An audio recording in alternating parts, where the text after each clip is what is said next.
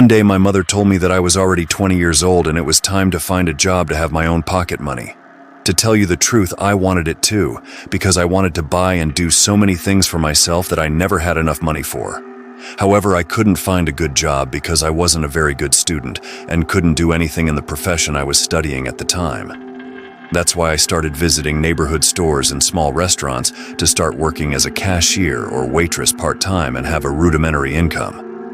I visited many supermarkets and restaurants throughout the week. Half of them wrote down my phone number so they could contact me if needed, and the other half flatly refused and sent me home disappointed. A few more days passed and I didn't even get a call from those who wrote down my number. I was very disappointed.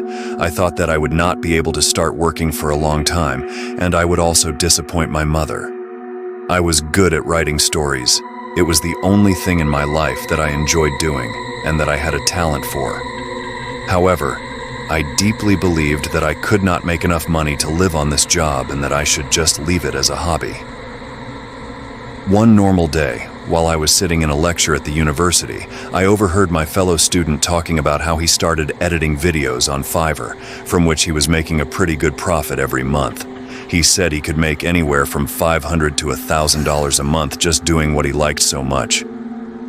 After hearing this success story of his, I was also given hope. I thought about it for many days and imagined myself as an employee, earning money from writing stories. At first, my thoughts were still fighting me, and I thought that no one would pay me for writing fantasy stories, but I finally gathered all my strength and started creating a Fiverr account. I made the perfect account because I watched a lot of YouTube tutorials about it before, and I just had to wait for my first client. 2 days passed, the first client was nowhere to be seen. I was running out of hope and started to get depressed because I thought that I was useless in life and could not do anything useful. All that was left for me was to go out again and see new shops and markets to find a job. However, on the third day, when I got up early in the morning to get ready to go to university, I got a message from Fiverr on my phone. I couldn't believe my eyes. I was very happy because this was my first client. The message said that he was a film director and was looking for a screenwriter for a long-term collaboration who would work on the script of the genre that I liked the most.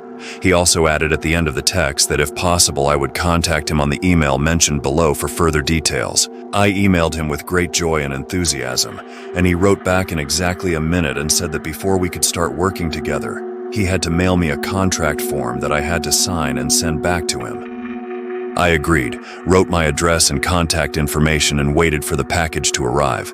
A week later, I received a message from the same person again saying that I would receive the package this evening, precisely at 7 o'clock. I happily sat at home and counted the minutes, waiting for the package to arrive. At exactly 7 o'clock in the evening, not a minute late and not a minute early, there was a knock on the door of my apartment. I told my mother that I would open it for her and I ran to the door with happy quick steps. I opened the door so that I didn't even look into the mess, and behind it I found a large cardboard box on the outside barrier, and the courier was nowhere to be seen, even though I opened the door quickly.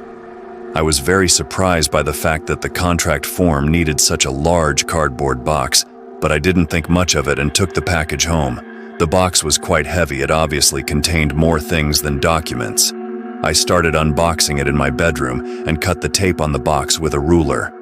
Inside the box were many white soft balls which are used to protect the items being transported from being damaged on the way. I put my hand in them and suddenly the blood dried up in my veins because I felt the touch of cold fingers on the hand inside the box sent by someone.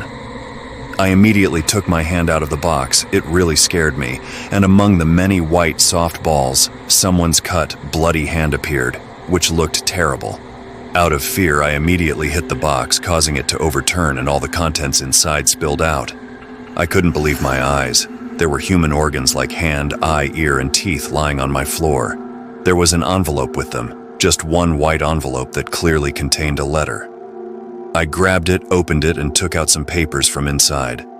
My eyes widened with fear because the envelope contained photos of me and my mother taken quietly on the street. Someone was quietly watching us and taking photos.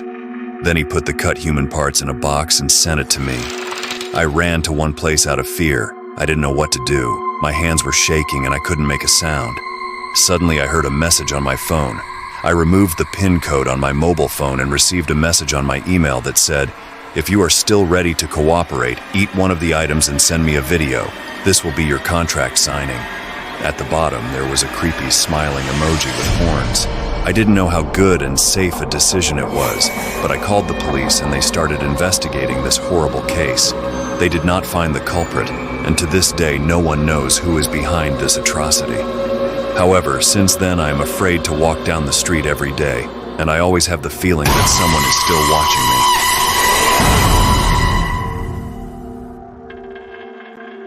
Once, a few days ago, I registered on Fiverr.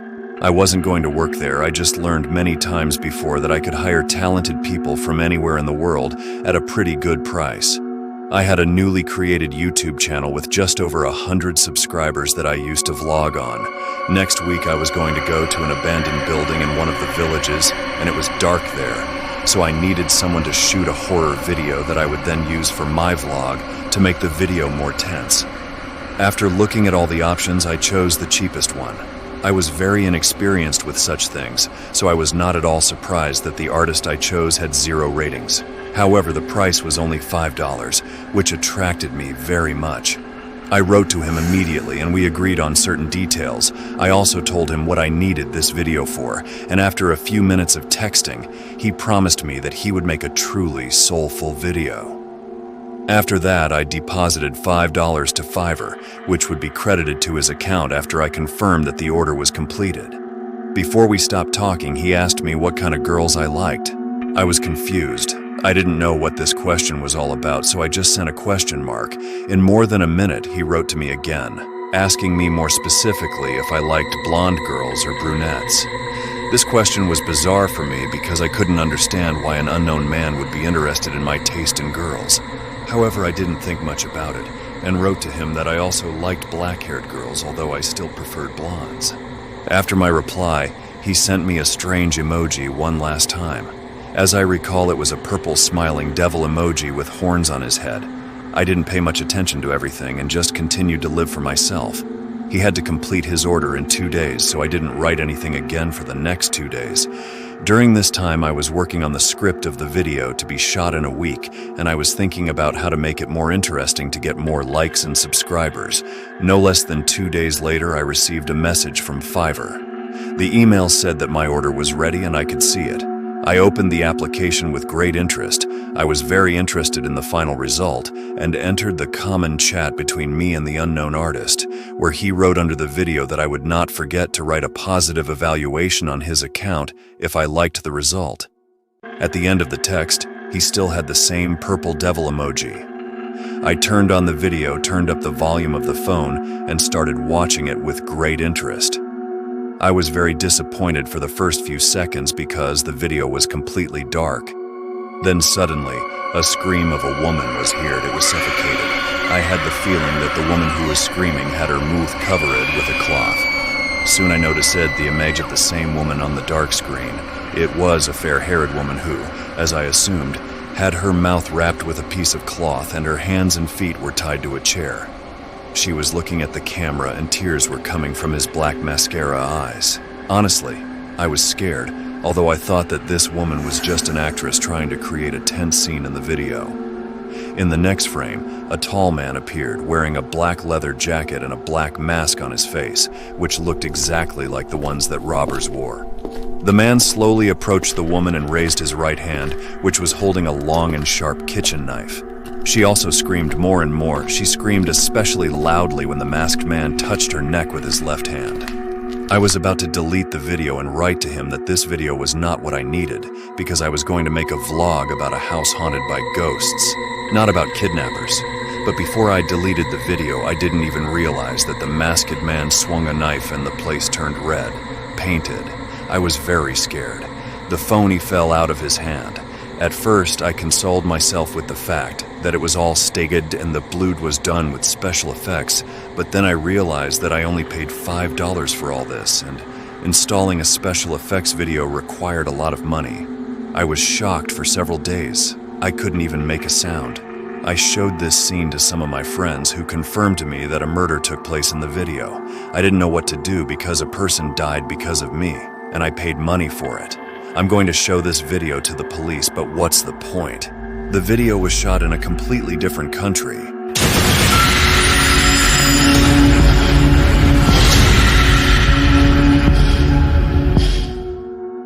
Also, don't forget to subscribe to the channel and like the video.